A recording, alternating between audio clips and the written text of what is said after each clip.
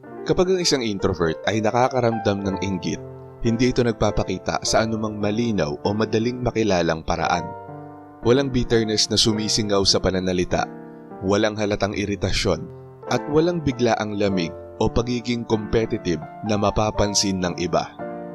Sa panlabas tila walang nagbabago, kalmado, neutral, kontrolado at magalang pa rin. Patuloy na nakikinig, maayos na sumasagot, at kumikilos ng may parehong disiplina gaya ng dati. Ngunit sa loob, may isang malalim na bagay na nagising. Ang inggit ng isang introvert ay hindi maingay na damdamin. Ito ay precise awareness. Dumarating ito bilang isang tahimik na pagkilala sa distansya, sa pagitan ng kinaroroonan nila ngayon at ng mga lihim na pinapangarap nila, sa pagitan ng kung sino sila sa kasalukuyan at kung sino ang nararamdaman nilang maaari pa nilang maabot. Hindi nito hinihingi ang atensyon o simpatiya ng iba. Tahimik itong nananatili, gising at alerto, at hindi napapansin ng iba.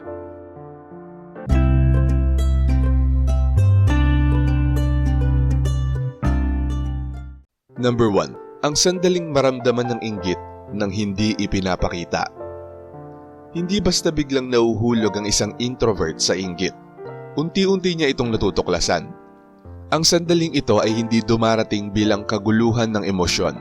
Ito ay dumarating bilang isang tahimik na panloob na senyales, banayad at halos hindi mapapansin ng karamihan. May panandali ang paghinto sa isipan, isang mabilis na pag-aayos ng atensyon, at ang pagkilalang may panlabas na bagay na tumama sa kanilang panloob na mundo. Sa halip na mag-react, inoobserbahan ng mga introvert ang mismong damdamin. Tinatrato ito hindi bilang emosyon, kundi bilang impormasyon. Sa halip na humanap ng ginhawa, nagtatanong sila, bakit ako tinamaan ito? Anong expectation ko sa sarili ko ang napukaw? Anong pamantayan ang pakiramdam kong hindi ko pa naaabot?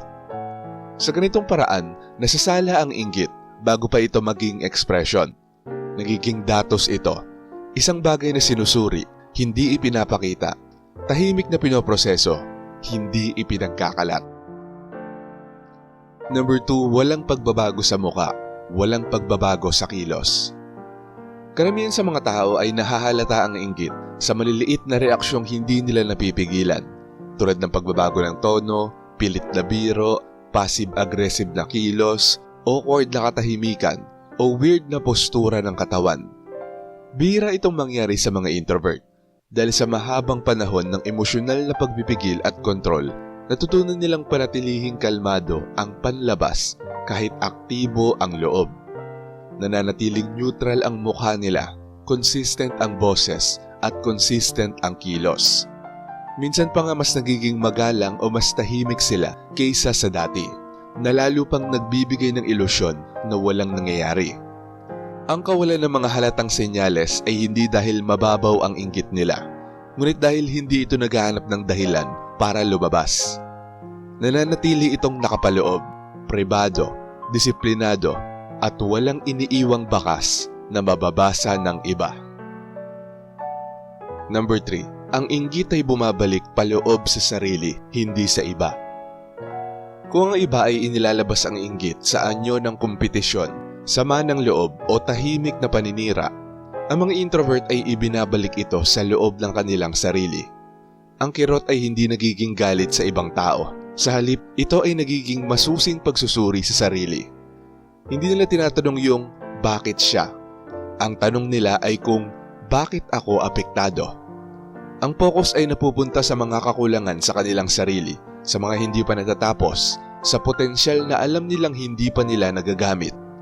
Dahil dito mas nagiging matalim at personal ang karanasan. Tahimik ang sakit, ngunit eksakto. Direktang tumatama sa kamalayan ng sarili nang hindi lumilikha ng gulo sa mga relasyon. Walang nagiging kaaway. Ang labanan ay nananatili sa loob kung saan pwede itong suriin ng malinaw. Walang drama at walang palabas. Number 4, ang katahimikan ang nagiging lugar ng pagpoproseso. Hindi ibinubuhos ng mga introvert ang inggit sa iba. Umaatras sila sa katahimikan upang iproseso ito. Pwedeng maging mas kaunti silang magsalita, bahagyang umiwas o bawasan ang hindi kailangang mga interaksyon. Hindi dahil sa sama ng loob, kundi dahil ang katahimikan ang pinakamabisang lugar para gumana ang kanilang isip. Sa loob ng espasyong yon, hinahati-hati nila ang inggit. Alin ang makatotohanan, alin ang pinalalaki lamang ng isip, alin ang tunay na pagnanais, at alin ang bunga ng insecurity. Paulit-ulit na umiikot ang mga pag-iisip na yon, unti-unting nililinaw at hinahasa, hanggang sa mawala ang hilaw na kirot at mapalitan ng mas malinaw na anyo. Ito ang dahilan kung bakit ang inggit ng isang introvert ay tila mas tumatagal kaysa sa inaasahan. Hindi ito agad inilalabas, ngunit sa huli, ito ay nagiging mas kontrolado at mas kapaki-pakinabang. Yung emosyon na inilalabas ng iba ay binabago ng mga introvert sa pag-unawa. Number 5. Ang inggit ay nagtutulak ng focus imbes na bitterness. Kapag hindi na iproseso ng maayos, ang inggit ay maaaring makasira. Pero sa mga introvert, kadalasan ito ay tumitibay sa loob. Sa halip na maging mapait, pinatitibay nito ang kanilang disiplina at nililinaw ang kanilang direksyon. Nang hindi ipinapakita, tahimik na inaayos ng mga introvert ang kanilang mga gawi. Pinapalakas ang pagsisikap o iniipon ang enerhiya mula sa mga bagay na hindi tumutugma sa kanilang panloob na pamantayan. Walang mga dramatikong pagpapahayag ng ambisyon, walang mga halatang kompetisyon. Nagsisimula ang pagbabago sa loob, tumataas ang pamantayan, bumababa ang tolerance sa pagka-distract at nagiging non-negotiable ang mga priorities. Ang inggit ay nagiging gasolina, ngunit nasusunog paloob. Pinapalakas ang kanilang determinasyon sa halip na makasira ng mga relasyon. Number 6. Walang pampublikong paghahambing. Minsan, ang mga introvert ay inihahambing ang kanilang sarili sa iba, pero hindi sa paraang nakikita o humihingi ng atensyon. Ang paghahambing nila ay pribado, madalas nangyayari sa mga sandali ng pag-iisa kung saan hindi maiiwasan ang pagiging tapat sa sarili. Hindi sila nagpapakita, nagmamayabang o nakikipagkompetensya sa harap ng iba dahil ang paghahambing ay hindi social performance. Ito ay panloob na pagsusuri. Tahimik nilang sinusukat ang kanilang progreso, kakayahan at direksyon nang hindi kasama ang ibang tao. Dahil dito mahirap matukoy ang kanilang inggit at halos imposibleng pukawin. Walang reaksyon, walang escalation. Kung walang nakakita, walang leverage.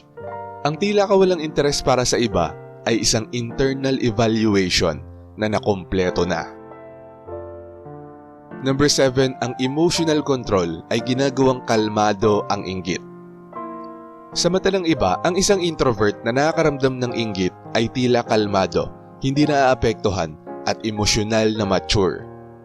Dahil dito madalas isipin ng iba na ang mga introvert ay hindi nakakaramdam ng inggit. Ngunit mas komplikado ang katotohanan. Naiinggit din ng mga introvert, ngunit ito ay kontrolado. Hindi tinatanggihan ng mga introvert ang inggit. Tanging ang pagpapakita ng damdamin sa kilos, salita o imahe ng sarili ang hindi nila hinahayaan. Ang kontrol ay hindi nag-aalis ng damdamin ng inggit. Kino-contain lang nila ito. Madalas maling akala ng iba na wala silang emosyon, ngunit sa realidad, ito ay disiplina. Ang kanilang kalmadong anyo ay hindi kawalan. Ito ay pagpipigil. At number 8, tahimik na binabago ng inggit ang kanilang pagkatao. Sa paglipas ng panahon, ang inggit ng mga introvert ay hindi sumasabog. Ito ay tahimik na nagre-reconstruct. Ang paulit-ulit na panloob na proseso ay unti-unting binabago ang mga desisyon, hangganan at pangmatagalang direksyon. Ito ay nakakaapekto kung saan nila ini-invest ang kanilang enerhiya, anong relasyon ang pinananatili at alin ang mga ambisyon na seryosong hinahabol. Kaya't nagugulat ang iba kapag biglang nagbago, nagdetach o lumampas sa inaasahan ng isang introvert nang walang babala. Hindi nila nakita ang panloob na laban. Ang nakita lang nila ay ang kinalabasan ng pagbabago. Ang inggit ay hindi kailanman naging halata. Ang tanging nakikita lang ay ang transformation na nilikha nito. Bihira mong malalaman kung ang isang introvert ay naiinggit. walang malinaw na mga palatandaan, walang emosyonal na mga senyales, walang panlabas na mga pakikibaka na magsasabi ng panloob na kaguluhan. Lahat ay tila matatag sa panlabas, ngunit sa ilalim ng kalmadong anyo, naganap na ang recalibration. Nagbago na ang mga pamantayan, naayos ang direksyon. Ang katahimikan ay hindi basta-basta. Ito ay proseso. At kapag lumitaw na ang pagbabago, tila ito ay madali at biglaan. Dahil ang tunay na laban ay nangyari ng tahimik, bago pa man mapansin ng iba. Shoutout sa mga nanood at nag-comment sa bagong upload na to. Shoutout kay Sabutahe Rap Vlog. Sabi niya, tama, mas inuuna ang disiplina kaysa sumabay sa trend. Delayed gratification kaysa sa panandaliang pleasure. Pinapayaman ang sarili kaysa magmukhang mayaman. Nag-iipon kaysa ipangutang. Nag-i-invest kaysa bumili ng liability. At yung tubo mula sa kanilang pagpipigil ang siyang bibili ng mga luho para sa mga small wins. Sabi naman ni Richard Ortiguez sa Bacolongan, para sa akin Sir AP, mas pinipili ko ang hindi magkautang kahit na kumalam ang aking sikmura. Kasama sa prinsipyo ko ang hindi mangutang. Ang kapanatagan ng isip ang mas inuuna ko. Kaya kung wala akong utang, malaya ang aking isip sa bawat umaga at nabubuhay ng walang hinaharap na pagkakautang. At ayon naman kay Alfonso Jr. Marcelino, hindi masama ang mangutang kung marunong kang magbayad. Kung hindi ka marunong magbayad, hindi ka na makakaulit pa. Kung marunong kang magbayad, pag umulit ka pa, ikaw na ang hahabulin ng nagpapautang. Kahit ayaw nila, sila ang lalapit sa'yo. Kasama na dyan ang pagtitiwala. At shoutout din kila Marie the Lightworker, Vika Rus, Marie Abe, Renz 15, Jola Short Video, Amid Labrada, Arky 360, Abner Hulguin, Kalayaan Kapayapaan, Nice Ever, Rebecca Ogata, Annalyn Granada, Julieta Obay, Junjun Perang, Iragyob Otibrek, Ramlat, Kati, at kay Gringo Lakwata. Maraming salamat po sa panunood. Kung gusto niyo ding ma-shoutout, mabati o mabasa ang comment nyo, mag-comment lang sa latest video dito sa channel na to at pipili kami doon ng mga i-shoutout at babasahin para sa susunod na upload. Kung nagustuhan mo ang video na to, huwag kalimutang mag-like, i-share to sa iba at mag-subscribe na kung hindi ka pa nakaka-subscribe. Maraming salamat at see you next time. Alam mo ba kung bakit sobrang bihira ng isang introvert na may utang? Panoorin mo sa video na to.